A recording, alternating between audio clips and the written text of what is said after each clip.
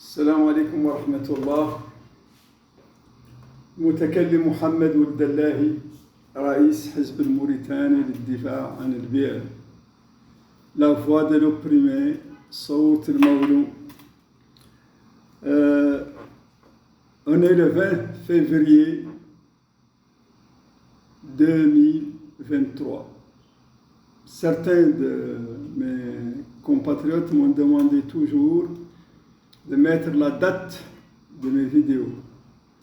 Donc, voilà, nous sommes le 20 février 2023.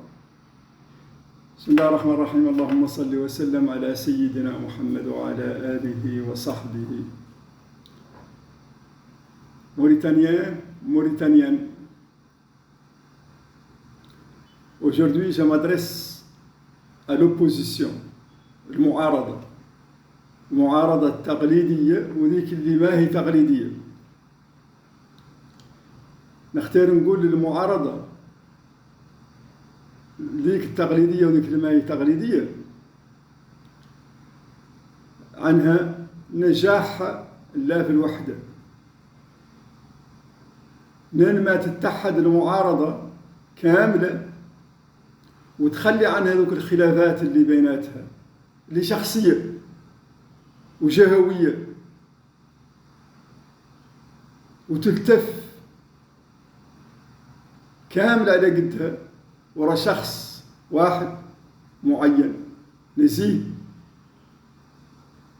ما هي لاهي أبدا أبدا تتقدم، محال. وهذا لا حوناه ما دامت المعارضة بينها التفرقة وبينها المشاكل الشخصية، وفيها شيء ما هو واضح، وفيها واحدين ما هم واضحين، عندهم كراع مع النظام وكراع مع المعارضة. ماني شك أبدا عنها لا يتحقق هدف، وهذا قاعد ظهر عنها من 94 على إلى ما قد تحققت فيها هدف أبدا حتى الآن. واليوم ماشية وعد الانتخابات. المعارضة لن تعود عاقلة ولن تعود تلود لمصلحة الوطن اللي أنا نحترمها. المعارضة نحترمها كاملة، سواء ذيك اللي تقليدية وذيك اللي ما هي تقليدية، نحترمهم كمل احترام خاص. وهذا اللي نقولها إلا نصوحة الخوت عنها ما دامت ما اتحدت وخلات عنها ذوك الصراعات والخلافات، وعلى ليه تحقق هدف أمام النظام اللي قوي جدا. قلت لكم ذيك الساعة زمن les problèmes du dialogue, il y aura un dialogue où certains partis politiques ont même fait un grand tapage sur le dialogue pour que tout le monde assiste au dialogue.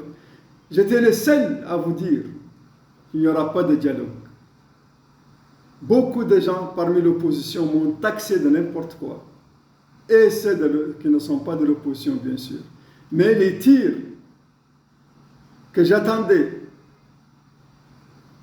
au sein de la majorité présidentielle étaient 3%, pendant que 80% des tirs venaient de l'opposition, celle qu'on appelle l'opposition traditionnelle. Et en fin de compte, après quelques mois, tout le monde a compris que le pouvoir a rejeté directement, sans consulter même l'opposition, ses partenaires de l'opposition, le dialogue. Et ils ont dit qu'il n'y aura plus de dialogue. Pendant que moi, je l'ai dit 8 mois avant ou 9 mois avant. Donc, ceci prouve que l'histoire m'a donné raison et que j'avais raison. Parce que je sais que ce pouvoir ne respecte pas non seulement le peuple mauritanien, mais il ne respecte pas aussi l'opposition. Pas du tout. Pourquoi? Parce que l'opposition ne se fait pas respecter. Si l'opposition se faisait respecter, je suis sûr et certain que le pouvoir va le respecter. le pouvoir, le seul respect qu'ils donnent à l'opposition, malheureusement, c'est quand il y a des élections, on leur donne 10 ou 12 parlementaires. Ça ne fait même pas 5% du Parlement. Donc, ils savent que ces 5% de l'opposition, c'est à peu près une douzaine de députés éparpillés un peu partout au sein de l'opposition. Ils ne font que crier. Ils disent la vérité au sein du Parlement. Il y a même parmi eux des députés que je salue franchement, qui sont vraiment sincères. Mais le problème n'est pas là. Le problème, le Parlement n'est pas fait pour crier, tout simplement, non. Le Parlement est fait pour agir, pour voter des lois qui ne sont pas dans l'intérêt de la population, qui ne sont pas même dans l'intérêt des fonctionnaires, qui ne sont même pas dans l'intérêt de la justice aussi. Et si l'opposition ne pourra pas freiner ou arrêter une loi qui est au détriment de la population, à quoi sert l'opposition au sein du Parlement? Peut-être certains députés auront des salaires juteux et certainement aussi ils auront des récompenses au sein du pouvoir parce qu'ils crédibilisent ce pouvoir. Donc, aujourd'hui aussi, je lance un appel à toute l'opposition de boycotter ces élections. Parce que ces élections ne pourront jamais régler le problème de la population. Vous aurez toujours dans l'avenir un président parmi les généraux ou parmi une personne qui a été choisie par les généraux. Et vous aurez des parlements, 90% à peu près du Parlement sera à la disposition des votes pour l'INSAV ou bien les amis de l'INSAV. Donc, ça sert à quoi? Admettons que vous êtes parti aux élections, vous avez eu 20 députés même, sur 100 et quelques. Vous avez eu certains maires,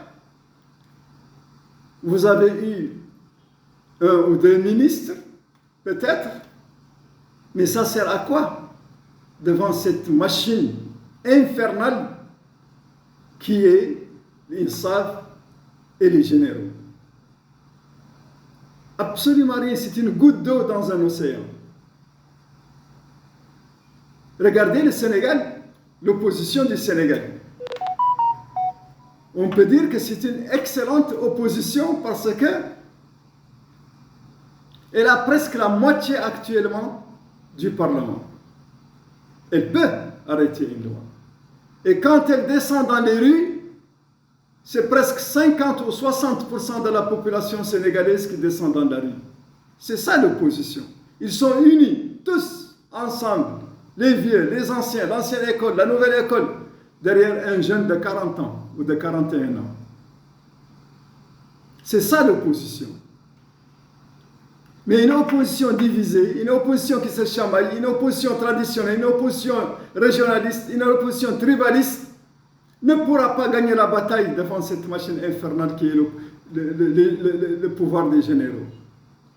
Donc, ce que je vous dis, ce n'est pas des critiques, pas du tout, c'est des conseils pour l'opposition, pour qu'elle devienne beaucoup plus forte. Donc, partir dans les élections en ce moment, c'est tout simplement de crédibiliser ce pouvoir raciste et extrémiste, ce pouvoir des généraux devant l'opinion internationale et rien d'autre. Parce qu'ils ont besoin de l'opposition pour faire des élections, ils ont besoin de l'opposition aussi pour participer au Parlement, et voilà, des comptes-gouttes par ici et par là, et finalement, ils avalent tout. Comment vous pouvez partir dans des élections sans préparer le terrain des élections? C'est-à-dire créer une CENI réelle, Pas une CENI composée d'anciens préfets, d'anciens militaires ou d'anciens policiers ou d'anciens... Ça, ce n'est pas une CENI échapeautée, comme je l'avais toujours dit, par un vieux de l'ancienne et de la vieille école, qui se dit de l'opposition. Qui peut me dire actuellement que la vieille école fait partie de l'opposition?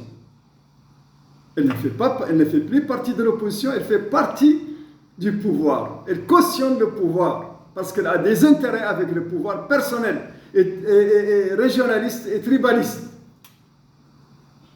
Donc, pour partir aux élections, il faut d'abord créer une CENI qui est transparente, une CENI où il y a des hommes qui sont honnêtes et qui sont sincères et qui ne sont ni du pouvoir ni de l'opposition et qui cherchent l'intérêt de la Mauritanie et l'intérêt du peuple mauritanien. Négocier une CENI avant de partir des élections.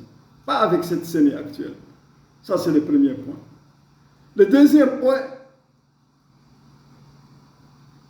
une justice équitable. C'est-à-dire que chaque Mauritanien a le droit, dans ces élections, d'avoir son état civil, d'avoir sa pièce d'identité et de voter pour qui il veut. Ça, vous savez, qu'il n'existe pas. Ni à l'intérieur de la Mauritanie, ni à l'extérieur de la Mauritanie, c'est-à-dire la diaspora. Certains Mauritaniens de la diaspora n'arrivent même pas à avoir leur pièce d'identité, ni leur passeport, ni leur état civil. À l'extérieur et aussi à l'intérieur.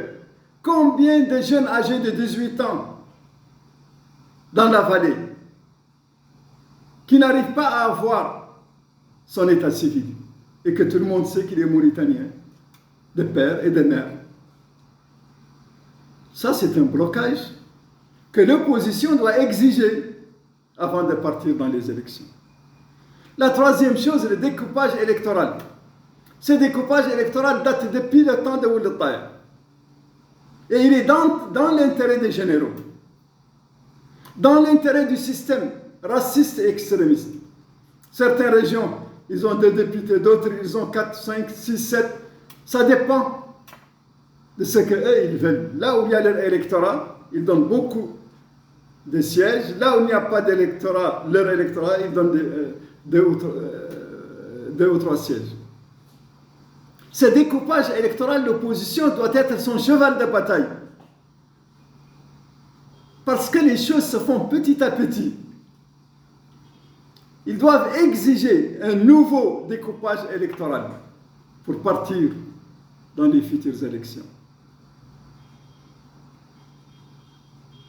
Il y a aussi un autre dossier qui est censé oublier, le passif humanitaire. Ce passif humanitaire aussi est un dossier qui divise les Mauritaniens, qui divise les négro-africains, mauritaniens et certains Arabes du système. Je ne dis pas tous les Arabes parce que 90% des Arabes ne sont pas responsables de ce qui s'est passé le 28 novembre.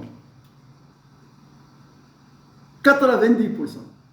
C'est le système et les hommes du système qui sont responsables de ces tueries et de ces pendaisons et de ces déportations. Donc, pour pouvoir partir dans les élections, il faut réconcilier les Mauritaniens. Et pour réconcilier les Mauritaniens, il faut ouvrir ce dossier du passif humanitaire et de trouver des solutions. Et ensuite, le retour des déportés qui sont au Sénégal depuis plus de 30 ans, on les a oubliés. Ce sont nos frères, des Mauritaniens comme nous tous.